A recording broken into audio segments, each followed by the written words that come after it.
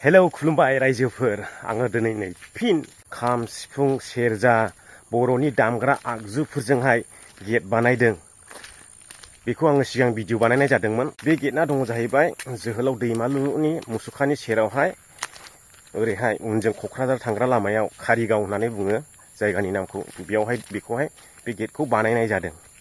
दा बे गेटखौहाय सिगाङावहाय ओरैबायदि नुयोमोन नै बेबायदि बानायजेननायावहाय माने रेडि जाजोबखाबायमोन आरो बे समावबो आं थांदों नालाय आं क्लिप लाना थांदों। बेबायदि नुयोमोन आरो बे गेटखौहाय माने मा बानायनाय जादों बे फांथेनायजोंहाय जेबो फाथा मोनामोन आरो। ओमफ्राय दा बे गेटखौहाय 30 जुलाइनि सिगां दा सोलिफुबाय थानाय बिटिआर सरखार इउपिपिएल प्रमद बर' सार फैनानैहाय बेखौहाय बेखेवनानै गालांबाय आरो बे गेटखौहाय। ओमफ्राय बे गेटआ ओरैबायदि समायना नुदों, ओरैबायदि समायना नुदों जोंनि बर'ल' नङा गासै हारि माहारिनि मानसिफोरनि गोसोखौहाय बे गेटआ बोनो हादों आरो।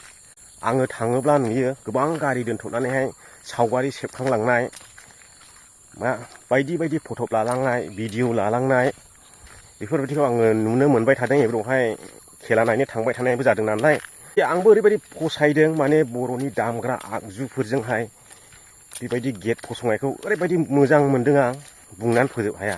बानायदों ओरैबायदि खुन्थियाया खामनि जाहैबाय, ओरै होसौनाया सिफुंनि जाहैबाय आरो ओरै गोजौआवहाय सेरजा थाहैबाय, सेरजा होबावबाय माने ओरैबायदि समायखादों।